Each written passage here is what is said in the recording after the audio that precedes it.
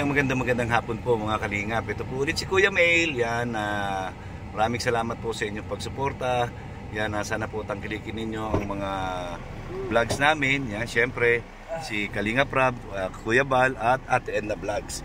Ngayon po, yan, dahil sa mga issue na kumakalat ngayon, meron lang po akong gustong interviewin tungkol dito at ano ang kanyang magiging opinion. So, syempre, walang iba kung hindi ang sikat na si Papa Edge. Ayan po si Papa Edge. So, meron po tayong tatanong sa kanya.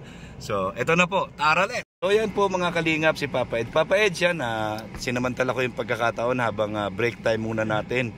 Yan, kasi di naman kailasa yon na alam mo kung ano yung mga issue ngayon na kumakalat patungkol dito sa mga lab team. Pero hindi natin itatakel yon, kundi yung kukunin ko lang yung iyong personal opinion regarding dito. Yan, kung sakali ba tanggalin ang lab team ni Kalingap Rab. Diretso agad Oo, 'di ba? Kung sakali lang naman. Oo. Yung gusto mong mangyari sa lab team ninyo ay ipupurso mo pa rin ba kahit na wala na yung lab team? Hindi ko sinasabing mawawala yung lab team kung sakali lang naman na mawala. Grabe. So, yan, intense agad ang first question Oo. So, kung ano yung kung mawala yung stop na ni Kalingap Rab. Siyempre, diretso pa lang tayo sa ating ginagawang paglingap. Kaya siyempre pag tawag dito, anong tawag nga doon? Anong English sa pag parang kinakabahan ka. Yeah, English yun sa pag pursue sa pag-asikaso kay Biancy, pag-support every sa bawat lakad niya kung kailangan niya tayo. Yung damdamin. Pwede naman kung di man nakakasira sa kanyang mga pag-aaral, why not? Oo naman. So ibig sabihin talagang pagpupursige mo yung nararamdaman mo para sa kanya kahit wala na yung lab team. Oo naman. Hindi naman to ako antabay lang naman ako, hindi naman ako masyadong hindi ko man siya pinipressure. Lang ako, nakaalalay lang sa kanya. Parang yung sinasabi mo, time will tell. Yan, kung ano talaga yung maging resulta, meron o wala mang lab team, kung nandiyan pa rin siya sa puso mo, itutuloy mo pa rin kung ano yung nararamdaman. Kung mapilit tayo, ako naman, maalaga naman ako sa mga friends ko, siyempre especially sa ating mga gaya ni Biancy, sa ating partner. At alam naman niya ng mga alam niya ng mga beneficiary ko. Yan, kasama niya ngayon kung paano tayo ka-caring sa ating YP Hindi, isang magandang tanong, intact pa rin ba yung nararamdaman mo para sa kanya? Mahirap lang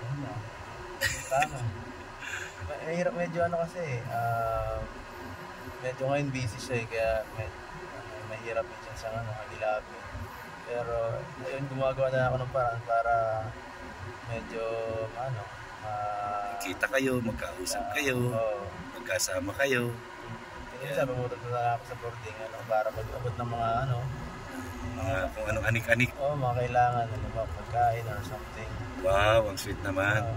So talagang yung bugso ng damdamin mo ay hindi na mawawala. Hindi hindi natin malalaman kung hindi mawawala basta hindi pa tayo hanggat may laban pa.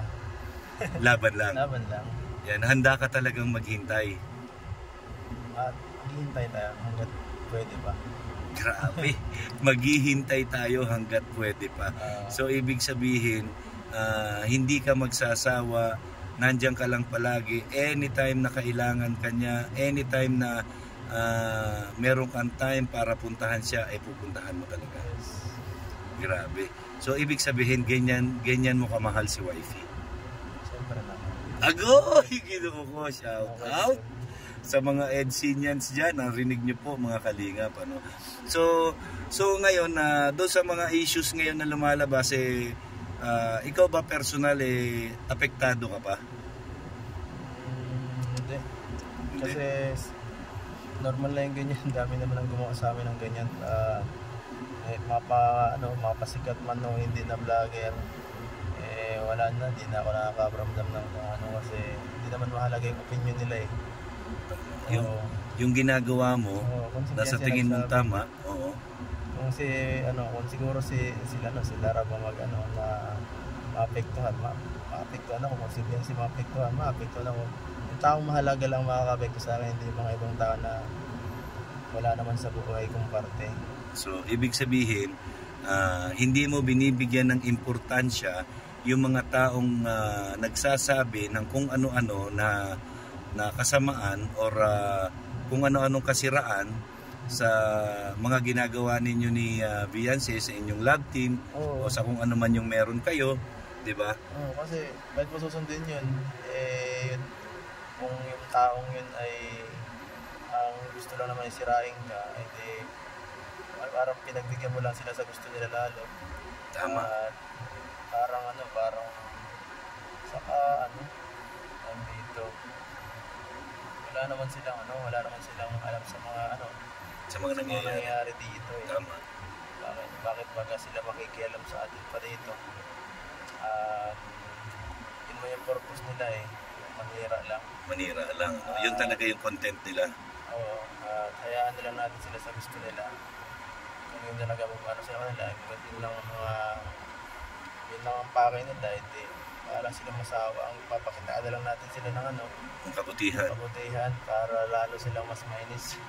Kasi mas maganda kung hindi mo sila pansinin, di ba? Yun talaga, pagka naging successful ka talaga, dadami ang fans mo, syempre dadami din ang mga shares mo. Normal lang yun. So di ba nakakapagtaka, no? Kung sino pa yung mga gumagawa ng mabuti at nakakapagpasaya sa tao, ayun pa yung binabatikos at ikinikriticize ng mga bulaang propeta. Talaga wala talaga tayong magagawa. Normal na yun na talaga. Hindi mo talaga lahat mapapasaya. Hindi mo lahat makukumbinsi sa mga gusto mo sa buhay or sa mga ideya mo. May mga tao talaga na makakasalamuhan na hindi talaga maintindihan yung ginagawa natin kahit mabuti yung sa kapwa natin sa ibang side. Iba pa rin yun. Iba yung tumatakbo sa utak nila. Akala nila simple lang yung ginagawa natin dito. Akala nila basta tumulong ay lahat pabor sa atin. Kaya nga. Iba pa, wala na silang makita ng iba. Yun lang nakikita nila sa sa camera lang. Hindi nila alam yung nasa likod nun, kung gaano kahirap yung lahat ng ginagawa natin, sakripisyo. Yun yung lagi ko sinasabi na yung nakikita nyo lang, yung kinikriticize nyo, pero yung ginagawa namin, yung sakripisyo, yung effort, hindi nyo yan nakikita. Diba? Kasi nakaupo lang kayo Diba? One-sided kasi ang pagbabash. Hindi na lang nakikita yung buong kabuuan. Yung simulat sa pool na wala kaming walang fans masyado, walang sponsor na masyado. Bakit wala kayo nung ganung panahon na i-criticize kami kung kailang sikat na kami ngayon? Saka kayo biglang susunod. Kasi may mapapakinabangan na sa inyo. Yun siguro ang purpose nila May pakinabang kami sa kanila. At least nakatulong pa kami sa ibang tao. Magpasalamat na lang kayo siguro pagkatapos nyo mag-vlog or mag-bash. Meron kayong mga viewers, meron kayong subscribers, di ba? Baka nagka-sponsor pa kayo. Yung mga ibang content creator na mababash lang, yung ibang mga mga mga feeling na supporters na hanap ng rin. Baka naghahanap lang ng butas, Oo. Para meron na may criticize. Para may makuha lang din sila.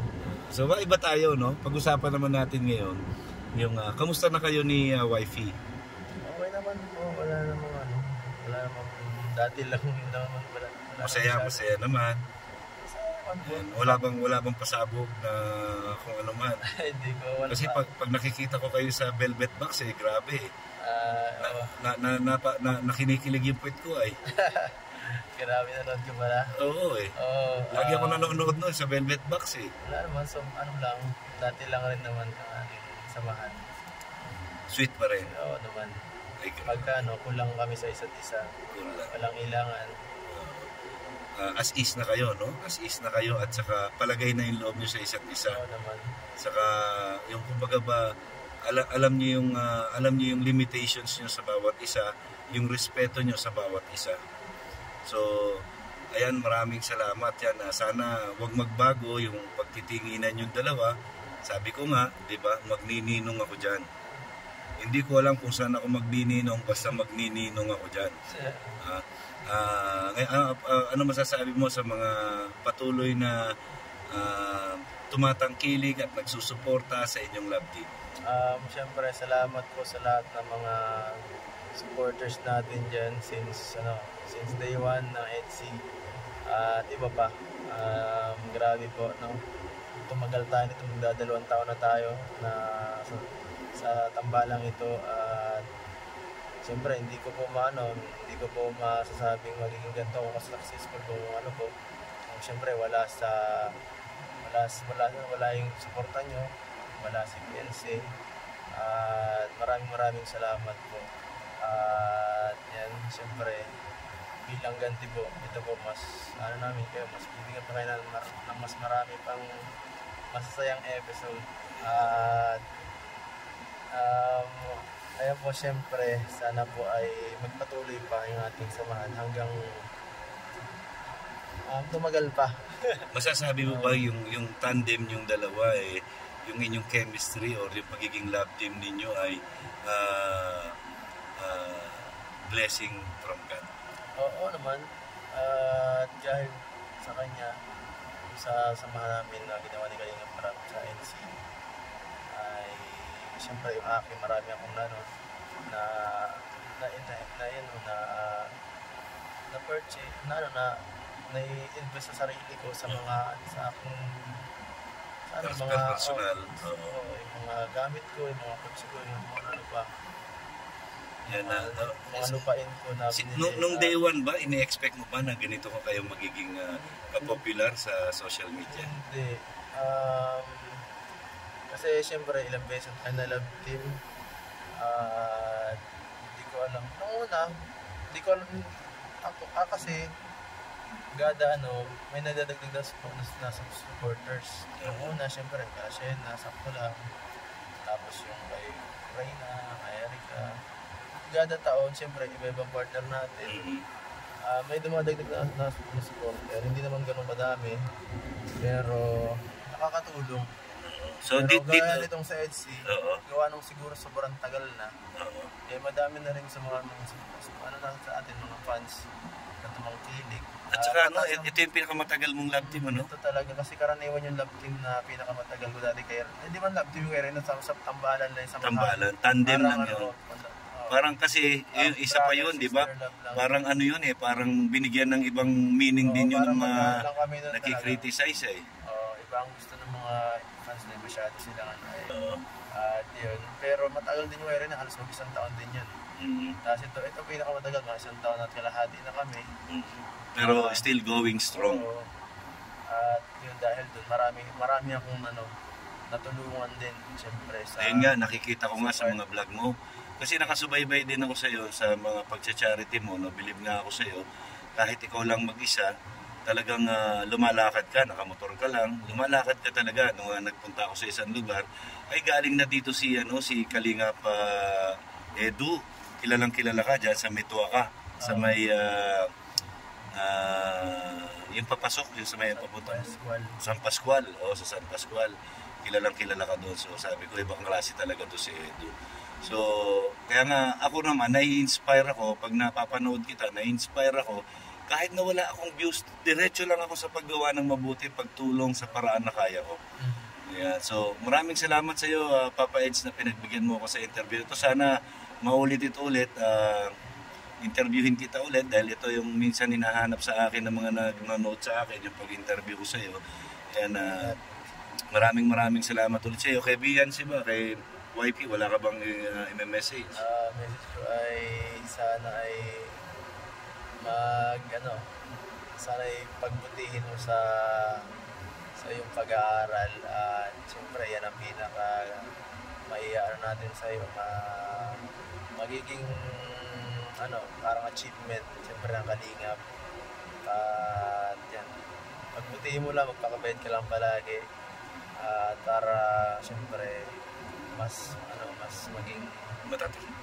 mas marami pa pang maging mangkilig sa iyo, sa atin. At yan, siyempre kung may ka ba, may mga ibang may mga problems ka, siyempre dito lang kami, ako. At support lang lagi ako sa'yo. Ingat ka dyan palagi. Walang iwanan. Siyempre. Ayan. Maraming salamat, Papa Eds. Thank you very much.